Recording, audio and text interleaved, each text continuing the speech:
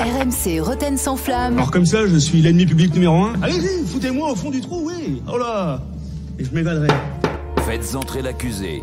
Hier, le nouveau directeur général de l'Olympique Lyonnais, Laurent Prudhomme, a pris la parole sur le site officiel du club pour commenter l'arrêté préfectoral qui interdit le déplacement de supporters marseillais à Lyon pour l'affiche du week-end dimanche, sur demande du ministère de l'Intérieur. Je le regrette, dit-il. Si c'est en lien avec le match aller et l'agression de notre bus de Fabio Grosso, je vois pas le rapport, parce que c'est l'OL qui a été victime de cette situation. On nous a d'ailleurs demandé de rejouer ce match avec du public, mais sans nos supporters. Mais bon, nous on le sait, à Lyon, rien ne nous sera épargné cette saison. Rien. Une position un peu donc de seul contre tous, avec peut-être un peu de démagogie pour se mettre les supporters dans la poche, cette position un peu victimaire. Ça peut rappeler certaines déclarations de Jean-Michel Aulas, président emblématique. Alors, Laurent Prudhomme est accusé ce soir de faire du sous Jean-Michel Aulas. L'accusation est menée par le procureur Jérôme Rotten. Bonsoir. Bonsoir à tous. M. Prudhomme va être défendu par l'avocat maître Jean-Michel Larquet. Bonsoir. Qui va défendre un Lyonnais. Et c'est tout à votre honneur. Et le juge, ancien joueur de l'Olympique Lyonnais, va trancher. C'est le juge Tony Vérel. Bonsoir. Bonsoir, messieurs. Attention. Allons-y, monsieur le procureur. Qu'est-ce que vous reprochez à monsieur Prudhomme ? Déjà, monsieur Prudhomme, on vous a pardonné, vous étiez à l'équipe avant.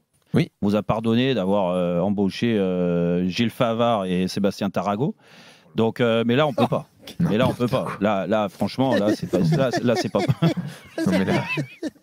Qu'est-ce que ça vient ? Il est sympa, c'est. Non, mais là, il est parti à Lolo. T'es parti à l'Olympique Lyonnais, directeur donc général. La première sortie publique, donc c'est celle-là, ce que tu viens de relater, Jean-Louis.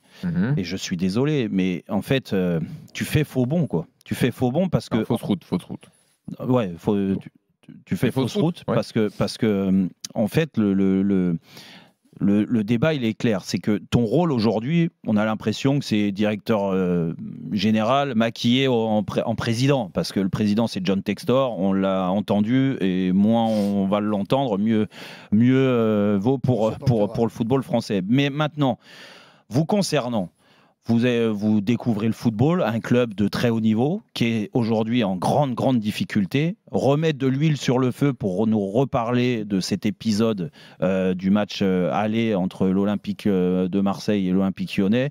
Nous expliquer que vous avez été sur le match à rejouer dans le bus et qu'il y avait un traumatisme de la part des joueurs de l'Olympique Lyonnais, de la part du staff et tout ça, que c'était traumatisant. Et en plus de rejouer le match sans ses supporters, donc il y avait tout contre vous. Déjà, je vais vous dire la vérité, c'est ne rien connaître à un vestiaire, à un joueur. On a tous connu ce genre de problème. Malheureusement, oui, ça arrive dans une carrière, mais on est dans une bulle et on doit faire avec.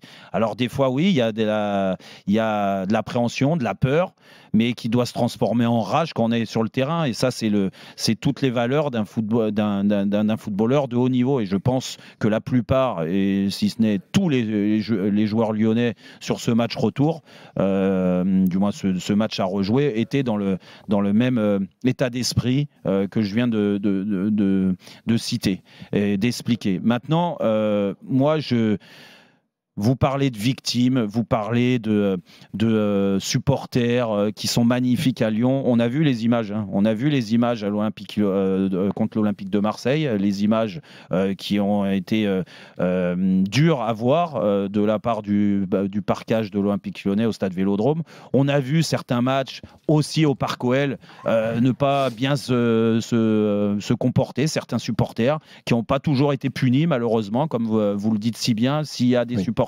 qui vacillent et qui se mettent en faute, on va les suspendre, on va faire en sorte. Non, ça n'a pas toujours été le cas, je suis désolé, et ça c'était sous Jean-Michel Aulas, mais même avec John Textor depuis qu'il est arrivé, c'est aussi passé comme ça. Et donc, oui, vous n'avez pas que des gens intelligents dans les supporters lyonnais, ça c'est la réalité.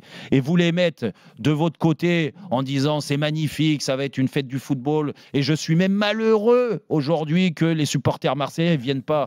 Mais franchement, on parle de football de haut niveau, on parle d'un spectacle sur le terrain et dans les tribunes. Aujourd'hui, dans les tribunes, ce n'est plus possible. Et ça, c'est méconnaître le football. Là, vous avez été un grand dirigeant d'entreprise, il n'y a pas de souci. Bravo à vous. Maintenant, vous arrivez dans le football. C'est une autre entreprise. Ne faites pas de la démagogie, surtout pas. Et il faut assumer ses responsabilités. Et moi, je vais vous dire, si j'ai un conseil à vous donner, moins vous allez parler, mieux ça sera dans ce rôle-là de directeur général. Il y en a eu un grand directeur général qui est malheureusement pour le Paris Saint-Germain parti, c'est Jean-Claude Blanc. On ne l'a jamais entendu. Par contre, il a fait un énorme boulot en interne. Je vous souhaite la même réussite vraiment à l'Olympique Lyonnais. Mais pas de démagogie, s'il vous plaît, dans vos propos, parce que franchement, on connaît assez le football. Vous n'allez pas nous la faire. Sur Lyon, d'ailleurs, j'ai une info mercato à vous donner dans 5 minutes, juste après, se fait entrer l'accusé. Mais place à la défense tout de suite de M. Prudhomme, le directeur général de l'Olympique Lyonnais, Maître Larquet. Oui, mais je vais vous étonner dans ma plaidoirie parce qu'à un moment donné, je suis étonné que vous étonniez. Je suis étonné que vous étonniez que du côté de Lyon, on fasse un peu de démagogie, on fasse un peu de la victimisation. Et de la part de M. Prudhomme, je pense qu'il est dans son rôle. Ah, on a perdu. Oui, allez-y, monsieur. Il découvre le football. Il découvre ce que c'est que la concurrence, puisque il a été longtemps dans des entreprises comme Canal+, qui avait un monopole au niveau de la télé payante. Il a été à l'équipe dans un journal qui avait le monopole du... Là, il est dans... Malheureusement, on a des petits soucis de ligne là avec l'avocat. Abonnement, Jean-Mi. Ouais, là va falloir régler ça, sinon malheureusement on n'entendra pas la suite de la plaidoirie. Alors, en attendant, le temps qu'ils reviennent, je vous donne l'info mercato. Donc, accord trouvé à Lyon pour le prêt de Saïd Benrahma. Il va donc rejoindre Lyon en prêt payant de 5 millions d'euros avec option d'achat. Il arrive de West Ham, il a 28 ans, c'est un ailier donc qui vient étoffer l'effectif lyonnais. Ça fait pas mal de recrues. Il y a eu Mangala également. J'ajoute que c'est officiel. Des joueurs qui ont montré une certaine qualité à une époque, mais qui sont en grande difficulté aujourd'hui. Donc le problème, c'est... Quand de Benrahma. Benrahma, oui. Benrahma, ça a joué au début de saison et puis après, ça ne jouait plus. Il était écarté, difficile. Je vais te dire ce que je sais sur ce joueur-là, c'est qu'il attendait un bon de sortie. Ça, il l'avait. Il attendait des offres. La première qui est arrivée, c'est l'Olympique Lyonnais, mais il en attendait d'autres. Et elles ne sont jamais arrivées. Donc, c'est quand même pas forcément bon signe, Jean-Louis, pour transformer, soi-disant, comme l'a dit John Textor, une équipe. Et puis ça sera officiel un peu plus tard aussi pour Aurel Mangala, donc, dont on parlait tout à l'heure, en plus donc, des autres recrues comme Fofana, Matic à Lyon. On a retrouvé l'avocat, Maître Larquet peut terminer sa plaidoirie. Non, simplement vous dire, vous êtes étonné que quand vous rentrez dans un restaurant où il y a un mauvais cuisinier, vous mangiez mal. Là, vous rentrez dans un club où le président ne connaît pas ce que c'est que le football, ne sait pas ce que c'est que la concurrence. Donc, monsieur Prudhomme, que je ne connais ni Dave ni d'Adam. Et hop, il va revenir. Voilà. Et malheureusement. Alors, est-ce qu'on peut au moins avoir une conclusion de Michel en quelques secondes? Ça, je suis désolé, il a perdu. Hein. Non, mais ça coupe beaucoup trop. De toute façon, vous voulez pas que je plaide, c'est terminé. Je vous laisse tranquille. Nous, on veut, malheureusement, mais c'est ta ligne qui ne veut pas. Bon, monsieur le juge Verret, comment vous t'es mauvais, on te le fait payer. Hein. Compliqué, là, compliqué. J'ai pas tout entendu de la plaidoirie.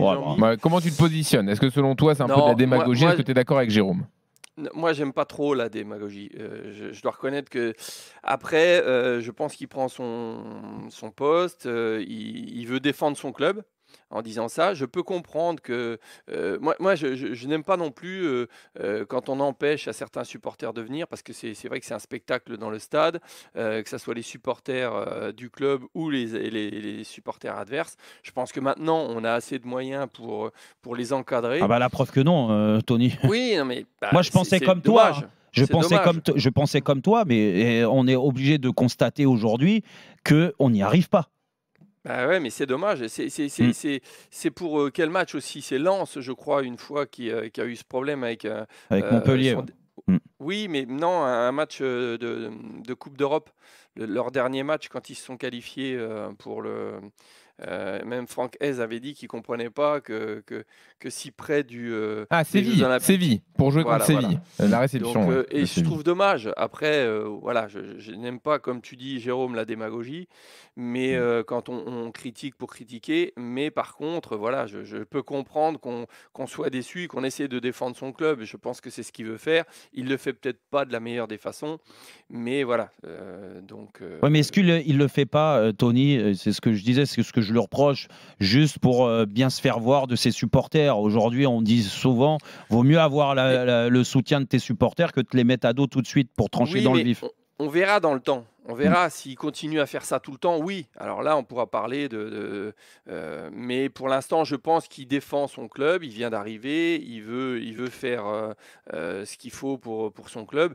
Donc voilà, on peut dire que c'est une erreur de jeunesse à ce poste, on va dire.